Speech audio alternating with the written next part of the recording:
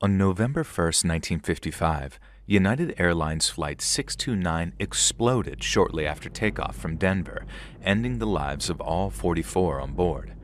As investigators sifted through the wreckage, a chilling truth emerged. The blast had come from within. And at the center of this mystery, an unassuming suitcase, a grieving son, and a deadly plan masked as tragedy. Listen to the full story over on my true crime channel, Saturn Soul, linked down below.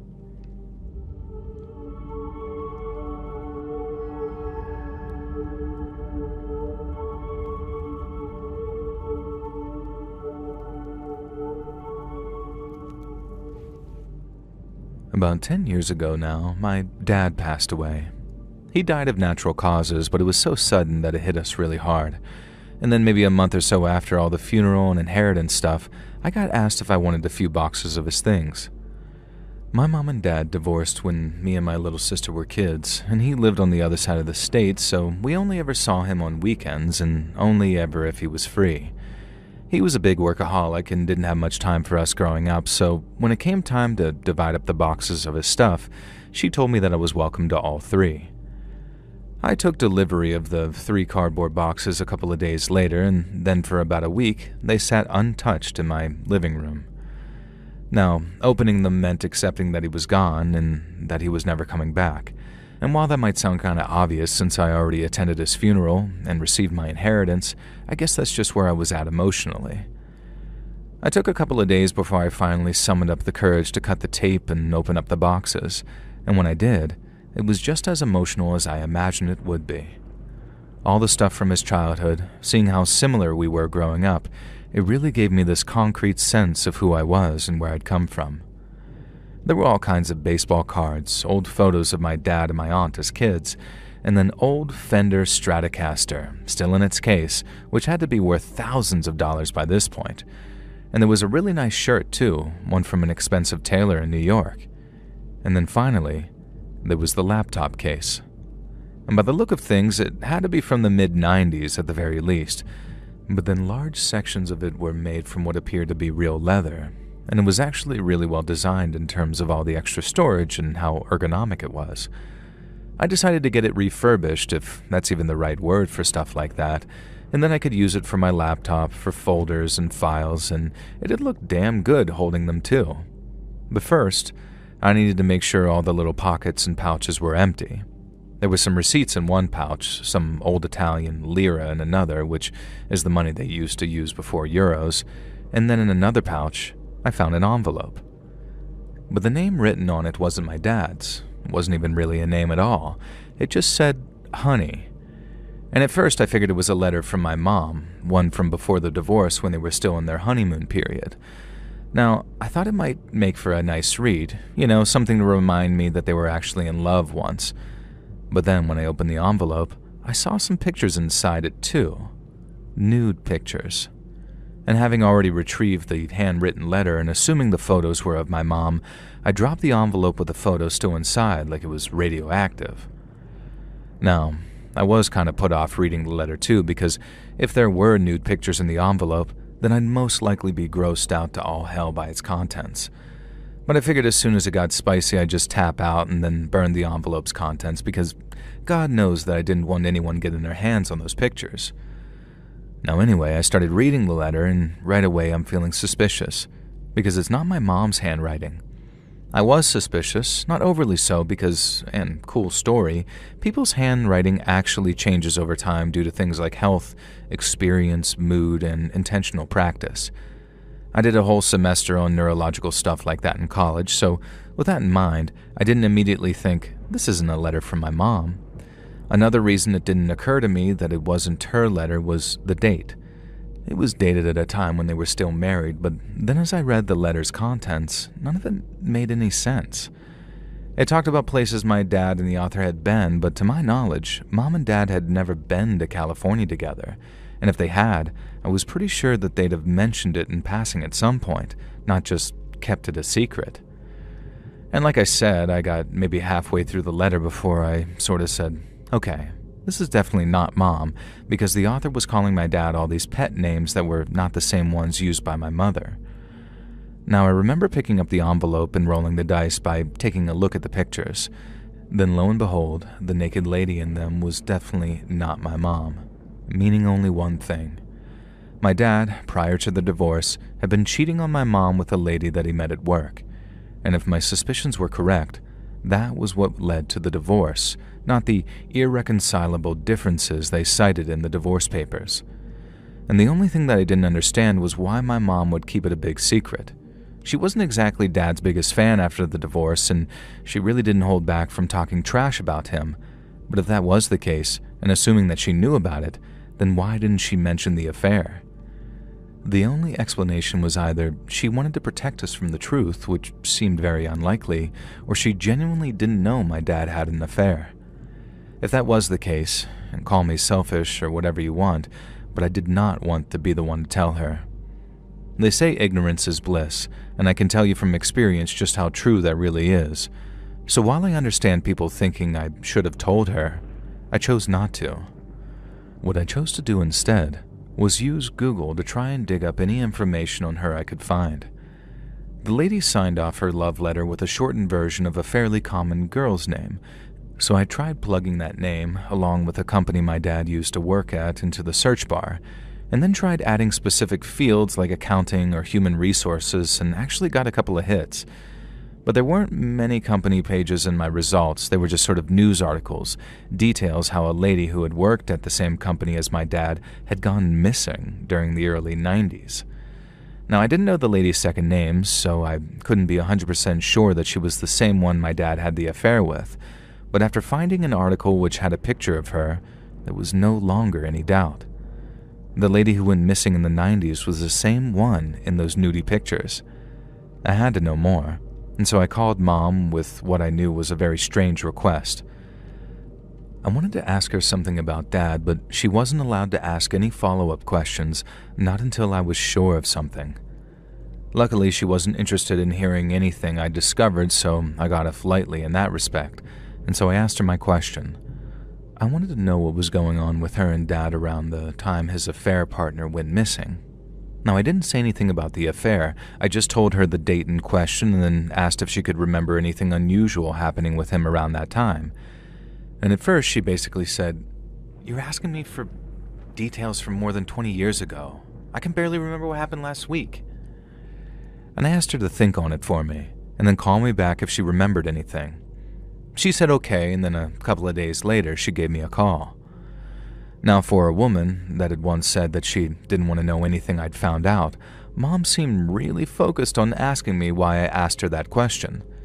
I reiterated that I didn't want to tell her until I knew more about the situation because at that stage, it amounted to nothing but speculation. I didn't want to worry or frighten anyone because when all was said and done, the situation might not be as bad as I feared. She reluctantly accepted, just as long as I promised to tell her when the case was closed, so to speak.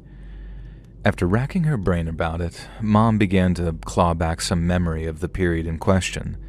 She remembered how Dad was working a lot and how something at his job seemed to be getting him down. He seemed to get more and more stressed about it, losing sleep and not eating properly, and then one day he announced that he was headed for an impromptu hiking vacation to de-stress.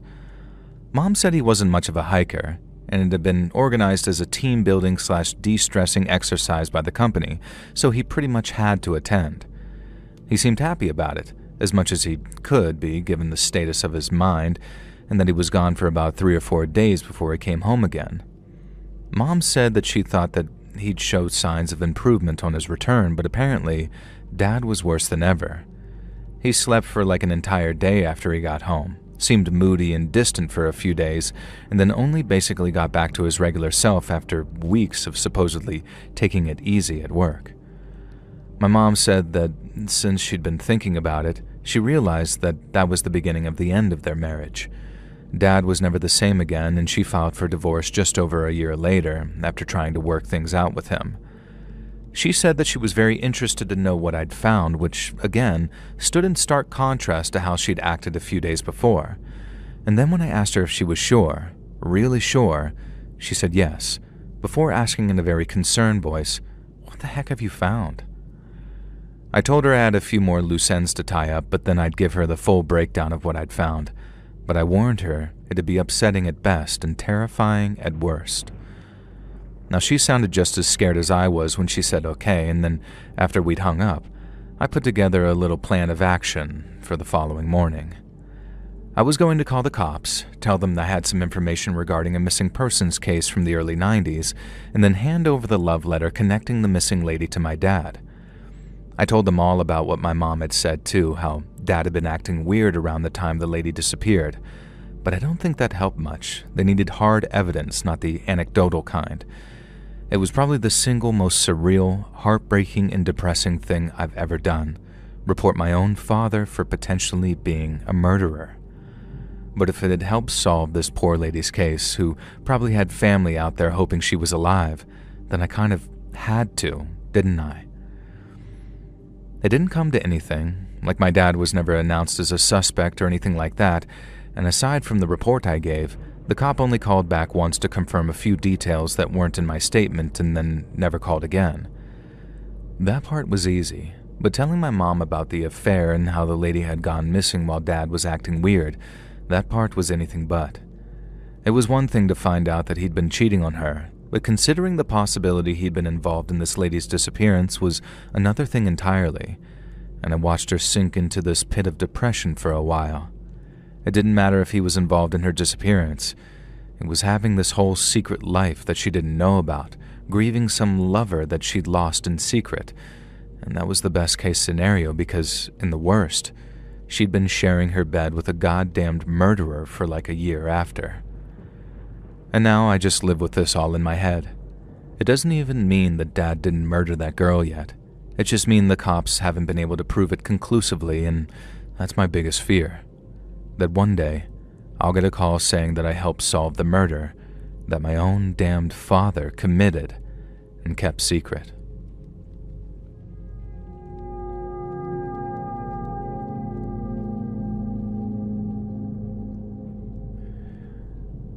What feels like a long time ago now, I went to stay with some relatives over the holidays.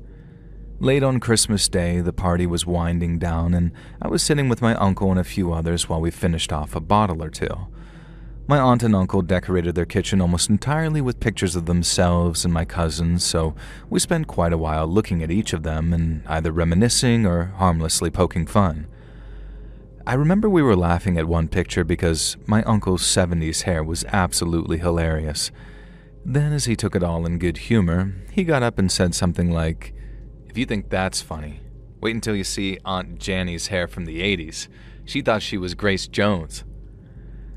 Now we're thinking no way, and my aunt tells him that he's a dead man if he brings those photo albums down from their bedroom.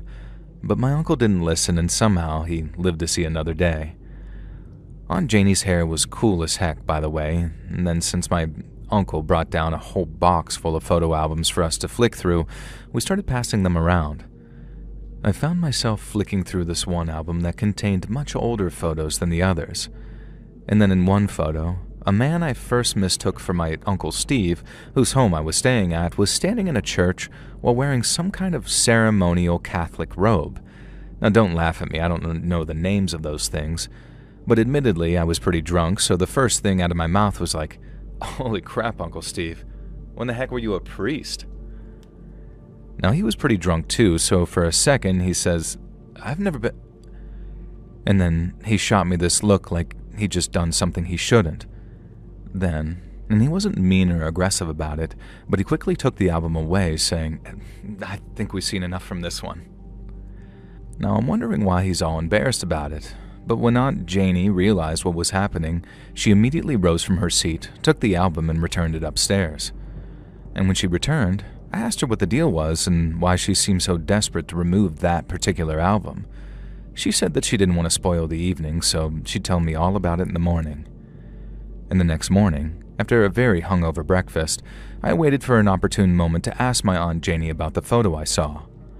She sighed and said something like, "I've been hoping you've forgotten all about that." But she stayed true to her word, put on a pot of coffee, and started telling me the story. And so the first thing you need to know is that the man in the religious clothing was not my Uncle Steve. It was his non-identical twin, Simon. They still looked hella similar, but had apparently taken very different paths in life because Simon went off to join the seminary or whatever after college. Now, I thought it was odd that I was only just getting an introduction to him, but over the course of the next half hour or so, it made total sense why no one talked about him anymore. Now, after graduating from the seminary, now don't crucify me by the way, I don't know how it all works, my Uncle Simon ended up moving to Nebraska. He worked here on the East Coast for a while, but then was offered some big shot job working for the church way over in Lincoln, and so that's where he went. He stayed in Lincoln for around 10 years, and then one day, he forwarded Uncle Steve a new address and a phone number. Steve thinks he's been promoted or something, and so he calls to congratulate him. But Uncle Simon hadn't been promoted. He'd retired from the church, yet he wasn't some senior, he was in his mid-30s. Uncle Steve thought that Simon sounded weird on the phone, so he drove all the way out to see him at his new place to make sure that he was okay. Well, Uncle Simon was not okay. He was drinking a whole bunch and said that he'd lost his faith and had basically given up on the world. Uncle Steve figured that he was having some kind of early onset midlife crisis and stayed with him till he got his drinking under control. And then once he was on his feet again, Steve drove home and monitored his brother by phone instead. He called him one day, and then once every couple of days, and then once a week, and by the time the calls were a week, Simon was saying something about writing a book and trying to get it published. He had a bunch of savings from his work with the church, and since he was acting stable, Uncle Steve figured that Simon was over the worst of his midlife crisis. They kept in touch, just not on the regular, but then one day, Uncle Steve called his brother and found that he wasn't answering his phone. He got so worried that he drove out to Nebraska to check on him personally, but when he arrived, he found Simon had passed away in his sleep. Uncle Steve later said that finding his brother's body like that was the worst thing that ever happened to him, but since he was so focused on reporting the death to the cops and not compromising on what might have been a crime scene, he didn't take a detailed look around Simon's house, meaning he and his family had to wait about a week or two to get a full picture of what caused his death. And so the first thing that Uncle Steve found out was that Simon died from some kind of liver disease caused by his drinking. He'd apparently started up again in secret, and it all just caught up with him one day in the worst possible way. And then, once they were clear to collect his belongings, Steve found out why his brother had started drinking again, and that it's all to do with that book that he was writing. Now, this was back in the early 90s, so Simon had one of those electronic word processors to write with. Well, Steve ends up taking it home and asks it to print out what's stored on it, and it prints out everything Simon had written over the past couple of weeks. It turns out Simon's book was about his time in the church, but it read like a damned confession. Basically, the big high-profile job that he'd been given in Lincoln was essentially a public relations role, in that his job was to maintain good relations between the Catholic Church and the people of Nebraska. But this was a PR role unlike any other because the specifics involved visiting the families of children who had been abused by priests or whoever and convincing them not to take any legal action. And he did this by telling them the offending priests would be moved and also by offering them pretty measly amounts of cash, considering these kids would be scarred for life, obviously. If they didn't comply, he'd move on to threatening them with countersuits and whatnot, saying that it'd be much easier and much less costly for them to just move on. Now, you might think that that kind of thing only happens maybe once every few years or so, or if you're naive to the Catholic Church, that is. But for those that aren't, well, I'm guessing you're already wise to the fact that there were a lot of these cases for Uncle Simon to deal with. There was a time when he had one family a week, sometimes two if the schedule got a little congested, and he wasn't just confined in Nebraska either. He traveled to all the surrounding states, using either the carrot or the stick to convince these poor, victimized families to take the money and shut up for the good of the church. And the way they justified this, the church I mean, was absolutely nightmarish. First off, there was a running narrative among certain priests that the kids were responsible for tempting the clergy, and that the encounters in certain cases were very much consensual. Now, I can't even begin to wrap my head around the disgustingly perverted logic of that, and how someone could convince themselves that that was the case, but I can kind of understand the next group, who thought certain parents were just trying to get money out of the church. Uncle Simon wrote how certain people, himself included, didn't doubt that there were a handful of legitimate cases, but they also believed the Michael Jackson hypothesis, as they put it, that one legit case sparked dozens of fake ones, with each set of parents only looking for a payout. That one was a lot easier for people to believe, but then there were the priests who straight up believed all the cases were legitimate, but didn't care because to them, the overall benefits of the church outweighed the negatives of the abusing priests. Uncle Simon lasted in that job for 10 years, a whole decade of ensuring that evil didn't get punished. And then one day it just caught up with him, I guess. He'd been living in his messed-up predatory echo chamber for so long that when he finally saw the light, it drove him nuts and turned him into a major alcoholic. I get it too. Like if one day you realized you'd been a total piece of crap, like legitimately enabling evil to exist in the world, what else is there to do but isolate yourself, drink yourself into a stupor, and just wait around to die? You failed at life in one of the worst ways possible, and I don't think people can come back from something like that. Once they found out what Simon really did for a living, the way my Uncle Steve dealt with it was just not talk about it. He didn't do therapy or anything like that. He just shut him away in a box somewhere in his mind and pretended he didn't even have a brother anymore. Simon was just some guy he happened to grow up with who no longer deserved any thought. I remember asking if Uncle Steve had maybe forgotten the picture was there or if he kept one last picture of his brother to remember him by. Aunt Janie said that it was definitely the latter. Steve knew that picture was in that album, and it wouldn't have mattered if he was blackout drunk. He wouldn't have brought it downstairs unless, for some reason, he wanted us to see it. We figured it might be a cry for help or something, and all that feeling was bubbling up after all those years. But to my knowledge, he never talked about it. I mean, maybe he did talk about it with my aunt and asked her not to broadcast what he said, but who knows? And I sure hope he did anyway, because it's not healthy to keep that kind of pain buried inside like that. Not healthy at all.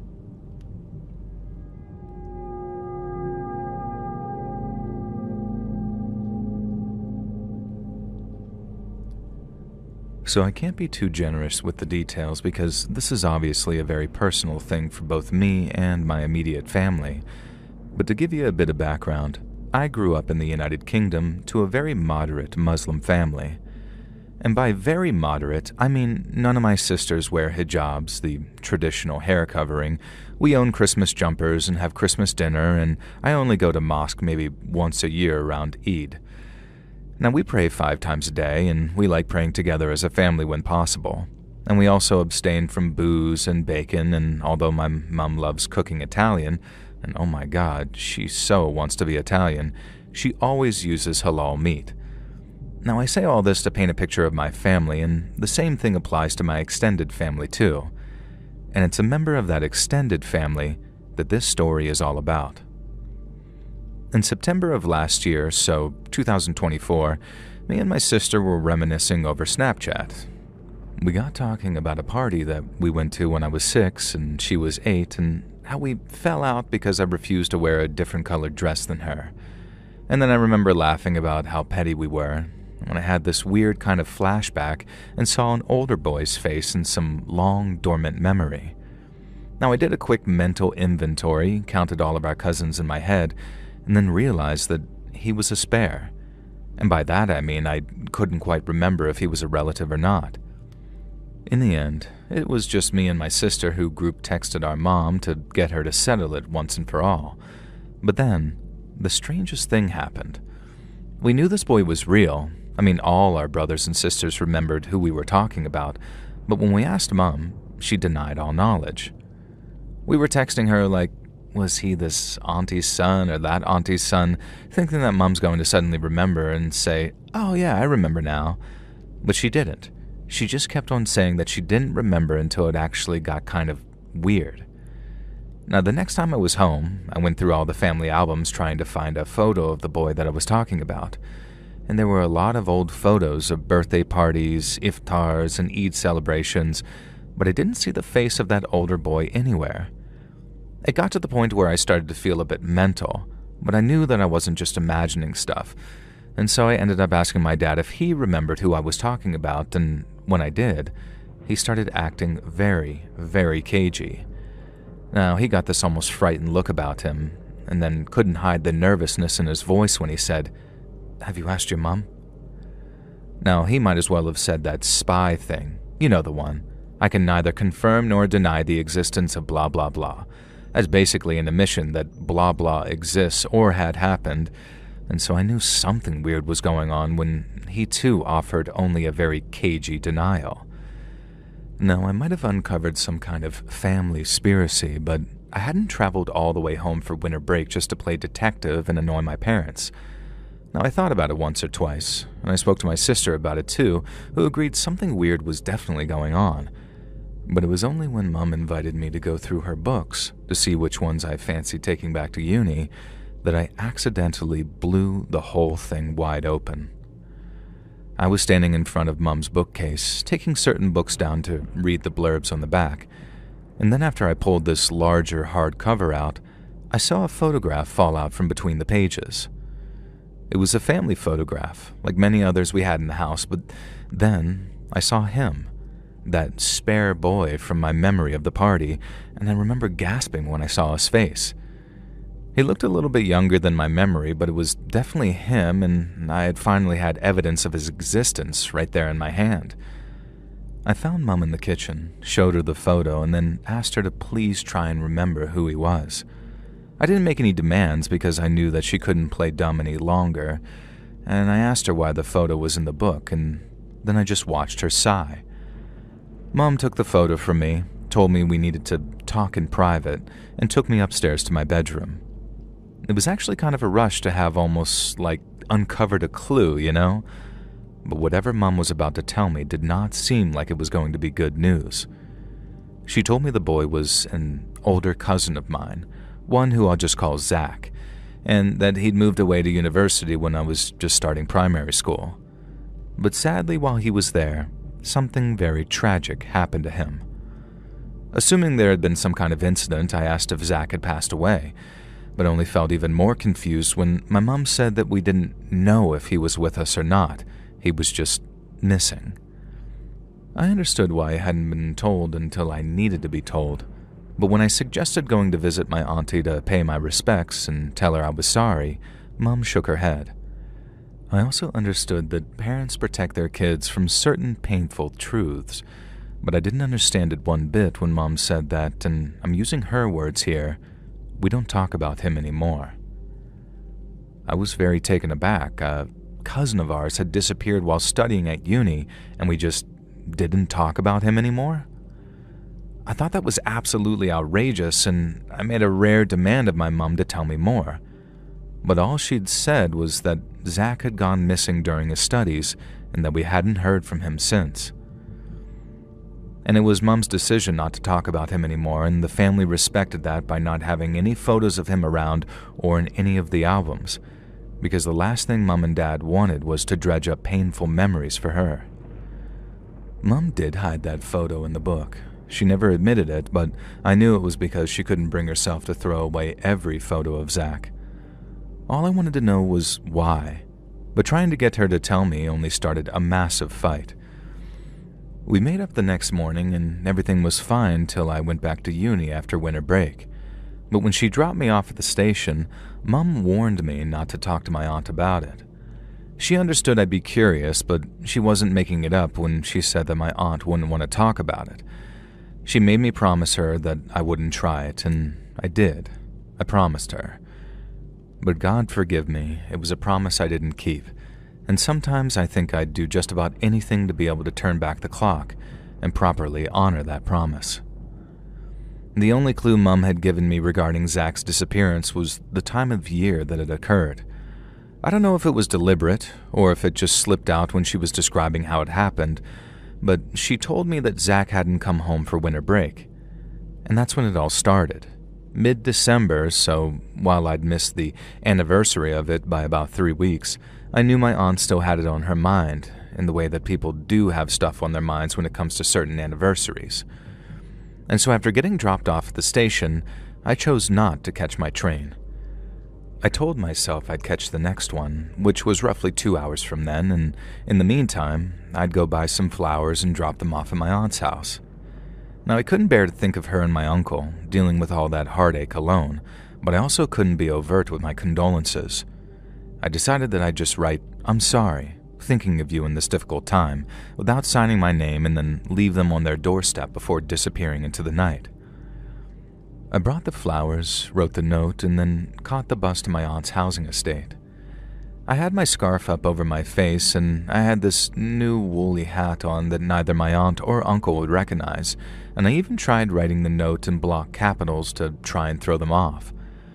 But then, as much as I felt good about myself in my attempt to comfort them, things took a drastic turn for the worse, and as quickly as that very next morning. Early that next morning, I got a call from my aunt, and the moment her name appeared on my phone screen, I thought, uh-oh. I answered the call, trying to sound innocent and apologize for not calling around to visit them while I had the chance. But then my auntie spoke, and I knew that I'd been found out somehow. She asked me, and very seriously I might add, if I'd left anything on her doorstep that previous evening. And since I couldn't lie to her, I just admitted to it and said, yes, I did. I was scared that she'd start screaming at me or something, or that she'd tell my mum and get her to do the shouting. But she didn't, and instead, my mum asked if I was free to chat for some time that week. And when it came time to the meeting, waiting for her to arrive was really nerve-wracking. I had a horrible feeling that it'd be a lot of, we're not angry, we're just disappointed type thing, which I'm sure that you all agree is way worse than parents just being angry with you. But when my aunt arrived, she seemed a lot more happy to see me than I thought she would be. She wasn't angry with me, she wasn't even disappointed. There was just something really important that I needed to know, and she wasn't going to enjoy telling me. And so after getting comfortable and making us cups of tea, my aunt asked me to fill her in on what I already knew. Now obviously, all I knew was that Zach had disappeared under mysterious circumstances. But to her, the circumstances weren't mysterious at all. The issue wasn't so much that he'd vanished, it was that Zach had let my aunt know exactly where he was and exactly what he was doing. My aunt said that when he first went missing, Zach wasn't responding to any texts or calls. He was supposed to arrive home on a Friday evening in December, then when my aunt hadn't heard from him by about midnight, she called the police to tell them something was wrong. My aunt said that she had this terrible feeling that he'd had a car accident on an icy road and was dead in a ditch somewhere. But not even 24 hours passed before the police called her back to say that they'd found Zach's car in an airport car park. Now, my aunt said that she went from relieved to worried again because Zach hadn't mentioned anything about flying anywhere. Then, when she asked where he'd gone, the police told her he'd flown out of the UK on the same day that she reported him missing, and that he'd flown to Turkey. My aunt had next to no bloody clue what he'd flown to Turkey for. He wasn't the type to jet off on some lad's holiday without saying anything, and it wasn't like he'd have to conceal some romantic getaway with a girlfriend because they didn't mind if he dated responsibly. And the police said that they'd be in touch because they were in the process of reaching out to Turkish authorities. But between then and when they called her back, my auntie ended up mentioning the disappearance to a friend. Yet when she mentioned the word Turkey, her friend's face turned ashen. God bless her, but my auntie doesn't exactly keep up with the current events because she had to have had her friend fill her in on why Zach's trip to Turkey had alarmed her so much. She'd heard some stuff on the news about a terrorist group in the Middle East, but without trying to sound flippant, when has that not been the case? Some of my earliest memories are of watching the news and seeing soldiers in Iraq and Afghanistan, so I totally understood why my aunt thought same crap, different day when she caught bits on the news.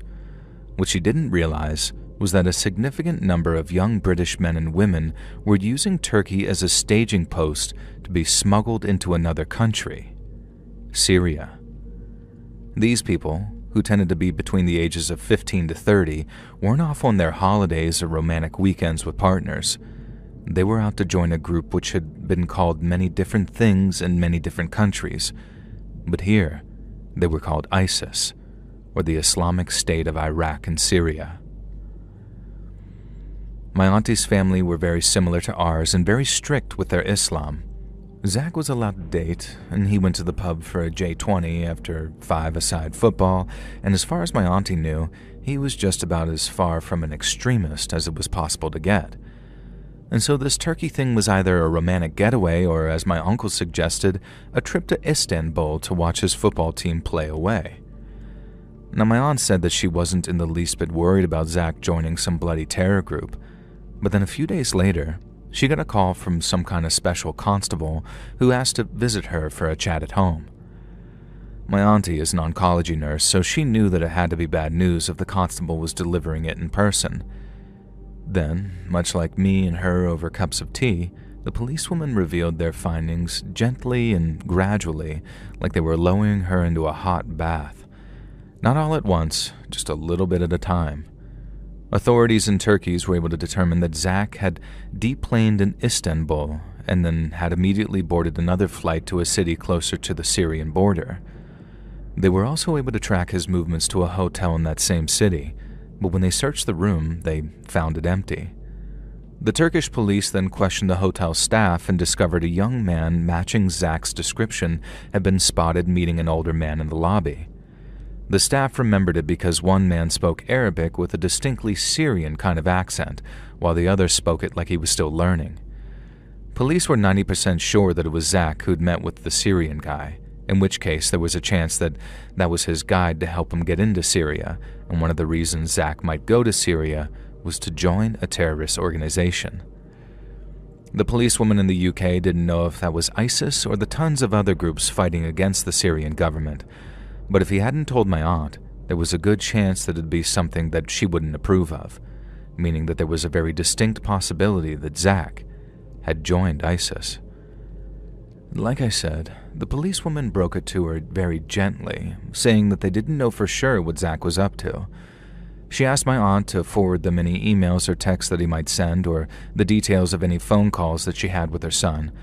I don't think that they do that with regular missing person cases, so that's what makes me think that they already knew exactly where he was and what he was doing. My aunt, on the other hand, refused to believe it. She said that she spent a few days in blissful denial until an email finally appeared in her work inbox. It was from Zach, and while he would have considered it an apology and an explanation, the police considered it nothing short of a typed confession. Zach didn't say exactly where he was or even that he'd joined a particular group. He just said he was really sorry he didn't tell her, and he knew that she'd have stopped him if he did, and that he was fighting to protect the Syrian people from their government. The police later said Zach had most likely been coached on what to say, and that ISIS were doing what a lot of militaries did around the world, which was getting the recruits to email home to reassure friends and loved ones. It also served as a kind of recruitment tool by saying, "It's really nice over here," and that's just what Zach said. He said that he was happy to be in the caliphate, which is the Arabic word meaning religious state. He also said that he'd been welcomed like a hero, and that his ISIS commander had given him and a few other British lads a week's free stay in a luxury hotel so they could acclimatize to the weather before their training started. Zach said that after that week was up, he wouldn't be able to reply to any emails for a while because they could only send them on secure connections or something. Now, my aunt also said that he seemed to think that once he'd laid out his reasons and all of that, my aunt might actually be proud of him. But she wasn't proud of him. She was terrified. She sent him an email back telling him to come home as soon as he was able, but he didn't reply for a couple of weeks. And when he did, my aunt said that he sounded brainwashed. In his email, the things Zach said sounded so unlike him that my aunt thought that someone else might have written it. Zach liked football, hip-hop, and was happy as Larry being at university with his mates. But in that email, he talked about jihad, martyrdom, and how much he hated the kuffar, the Arabic word for unbelievers. He was misquoting scripture and religious rulings to excuse what he'd done. And then in response to my aunt saying that she couldn't picture her little boy hurting anyone, he said that he wasn't her little boy anymore, and that the people he hurt weren't people at all, so she shouldn't feel bad if he hurt or even killed them.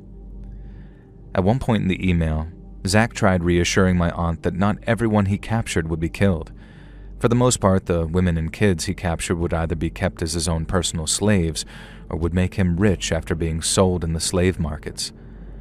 And as I said, my aunt struggled to believe that he'd written things like that. He didn't sound like her son at all. But then there were certain phrases and nicknames that he used to confirm for her that it had to be him. My aunt said that she ended up crying her eyes out with that policewoman over, and that the policewoman was struggling to hold back tears. She was a mum too, and she told my aunt that she could barely even imagine the pain that she was going through. There was also very little that they could do at that point because Turkish authorities couldn't pursue him into Syria, and the best my aunt could do was reply to the email Zach had sent, begging him to come home while tugging on his heartstrings.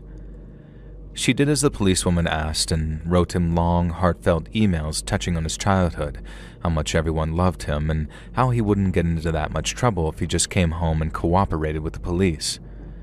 She had to wait weeks for another reply, and when it came, she hoped that what she'd said had gotten through to him. But it hadn't. Quite the opposite, actually, because what Zach wrote was even worse than before. He'd completed his training, and his first mission, his unit had been ordered to attack a Kurdish village in the north of Syria. The defenders fought fiercely but were eventually overrun, and then all the civilians were gathered in one place. Zach said they separated the men from the women and kids, and then one by one, they dragged the men into an open field and cut their heads off. Zach said he personally beheaded a man who prayed to some other god before he was killed. He said that confirmed what he was doing was the right thing, and that they hadn't sent him to kill other Muslims but unbelievers. All that was obviously massively upsetting for my auntie, but she said the worst thing about it was the glee with which he wrote his email. Zach acted like killing people and forcing women and kids into slavery was his single greatest achievement. He acted like it was his one-way ticket to Jannah al-Firdaus, the highest tier of heaven. And even though there is tons of stuff in the Quran which tells us not to hurt innocent people, only aggressors who threaten us in our homelands, though. One quote is from verse 32 of Surah al-Madah, and it says, "Whoever takes a life, it will be as if they killed all of humanity, and whoever saves a life, it will be as if they saved all of humanity." My aunt wrote that into one of her emails, but Zach only addressed it in a roundabout way, saying people were misquoting the Quran to justify Muslims being weak and not defending themselves. It was like Zach was ignoring everything which told him to be peaceful in favor of any verse that might possibly justify terrorism and murder. And it broke my auntie's heart so badly that I don't think she's ever going to fully recover. She emailed him back, once again begging Zach to come home, and then she waited for a reply that never came. That email, talking about the attack and cutting people's heads off, was the last time my auntie ever heard from Zach. According to the people from the home office, they think it's more than likely that Zach was killed, either during an attack or from a bomb dropped on him. She'd once hoped that he'd suddenly return home after ISIS's little terror kingdom fell apart, but again, he didn't, and there were no emails, no texts or calls, just a dead silence on his end, and he was never seen again. When she was done telling her story, my aunt asked me if I understood why she didn't want to talk about him anymore. I did. I could understand why she was so ashamed, angry, and upset, and I could understand why she didn't want any pictures of him around to remind her. Zach was dead, and even if he wasn't, the boy she raised was long gone. It wasn't even that she'd purged all thoughts of him from her mind. It's because she thought about him almost every minute of every day. She just didn't need anything to remind her of what her mind already tortured her with.